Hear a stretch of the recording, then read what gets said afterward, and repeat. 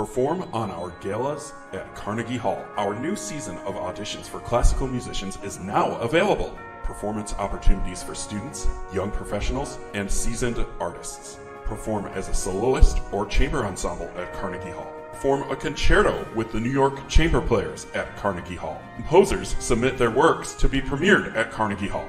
New this season, Laureate ensembles at Carnegie Hall. Audition to be part of a 3-day intensive workshop directed by some of the world's master musicians, culminating with a performance at Carnegie Hall.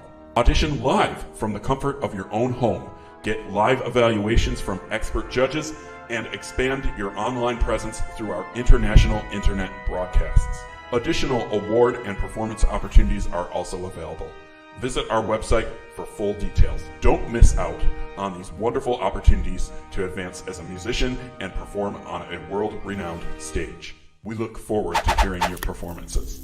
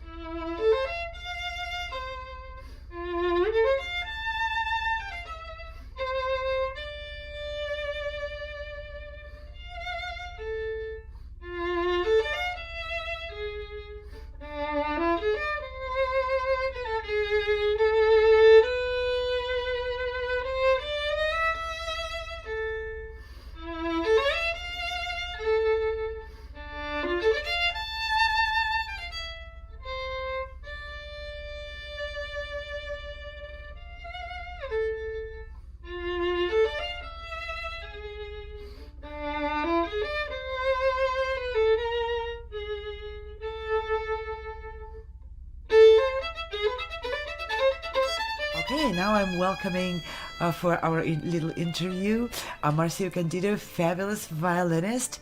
I understand, Marcio, you just already rehearsed with the orchestra, right? Yes, we had a rehearsal yesterday, and we are about to have a dress rehearsal. And it's a pleasure to be here. Thanks for the invitation. Yeah, it's an honor to chat with you. I'm really curious about how that experience of performing this piece, the Saint-Säens Rondo Capriccioso with the orchestra, how is it going? Well, it's been a unique experience for me. Personally, it's the first time I play this piece, particularly this piece with the orchestra.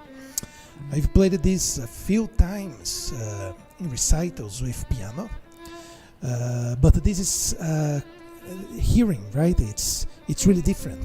I would describe that as very special, because you still have to think, I believe, in the chamber music concept, as I had when I played this with piano. Because even though you're playing with your orchestra, but you hear we changing tunes like the oboe, the flute, right? Even the violins sometimes dialoguing with me. So it's still, for me, pretty much a chamber music experience, but let's say amplified. That's an interesting take on it. Chamber music experience with a big group of musicians and the orchestra. Yes, it's pretty much. I think I think the concept, right, of listening closely, since this is a chamber orchestra, we can feel a little more. I think the word for that I think it's intimacy of sounds. We can dialogue a little closer. Not that we can't with a bigger range of people and so on, but it's just more intimate with chamber orchestra. That's very interesting. Yeah, wonderful. And you have a very intimate, beautifully sweet sound. I was admiring your sound in the auditions when you were auditioning for the opportunity to perform with this orchestra. And I understand you're from Brazil. What brought you to this country? Yes, well, thanks for the kind words. And I came here to the US back in 2007 to start a master's degree in violin performance with the violinist and pedagogue Eric Rosenbluth, and later on I studied with Roman Totenberg and Kazuko Matsusako, that she replaced Eric Rosenbluth when he died. And later on I did my doctorate at Boston University under the guidance of Peter Sazovsky, and that took me, I think, 10-11 years of music studies, this journey here in the US. That's a big deep dive into studying music in great depth. Yes, I think that, and different, I think, perspectives, right? So, for instance, my teachers, Eric Rosenbluth and Roman Totenberg, they were students of the great pedagogue Carl Flesch, while my later teacher, Peter Sazovsky, was a student of Ivan Galamian. So yeah, those are very different schools. Different schools, but they have much more in common than you can imagine. So for me, this was actually an evolving process, right? So when not that I had to change concepts or ideas, no, I think I just kept evolving in my learning philosophy, right? My playing, and I think the two thoughts or two schools, if you can say that, right? I think they talk similarly about many things, many things. For instance, pronation, supination. Galamian talks about the system of springs, and Carl Flesch always looks for the less muscular effort as possible in the playing. So there are a lot of similarities, I think. That's interesting that you're bridging the schools, because a lot of musicians consider the difference is so great that you can't find any merging points in the area of contact. But you took the best from all those very different schools, and you're finding your own at the point of contact in there. That's wonderful to hear. Do you see yourself going forward more as a solo violinist, or as an orchestra musician, or as a pedagogue, or those combined, or what is your picture of yourself in the future? Well, in short, I love performing and teaching. So for me, even when I perform as a soloist, as I'm about to play with the Western Chamber New York Orchestra, right? And also teaching and playing with orchestra. I mean, as an orchestra musician. So those things I enjoy very much. So I think I see myself in the future doing everything that I just said. You're very versatile, just like about every great violinist in the history. And it's a great pleasure to talk with you, and it was enormous pleasure to hear you in the auditions, and I'm so looking forward to hear how that approach to intimacy of the piece is going to come out tomorrow in the concert. All right, thank you so much for the invitation. And thank you for sitting down for the interview with me. Great pleasure to chat. It's a pleasure. Bye-bye. Best of luck tomorrow. See you. Thank you very much. Wow, that's just tremendous playing. Wow. I'm so thankful to be here. This is like amazing. You have a great thing in your playing that very few people have. It's like you make the most technical passage sound like real music. It's like really fabulous. No, I'm not kidding. Those portamentos, he doesn't just chirp like like I said before, like a woodpecker. The Brahms dot, the Saint-Säens dot. I mean, Saint-Säens was such a master. It's incredible what you did with that theme. Oh, wonderful. I was also incredibly impressed. I'm familiar with the piece, but what a treat. What a wonderful treat. I found myself swooning and swaying. So I don't think Dickeron used the word swoon, so I at least got that one. I'm not a woman. Okay. That's one that I got. Swooning. You're swooning. But no, And in just a moment, he'll be coming on stage with Maestro Glenn Cortese and we're very fortunate to be hearing the Western New York Chamber Orchestra. Here they come. This is Marcio Candido, violin, followed by our conductor, Maestro Glenn Cortese, the Western New York Chamber Orchestra, music of Camille Saint-Säens, the introduction of Rondo Capriccioso. Here they go.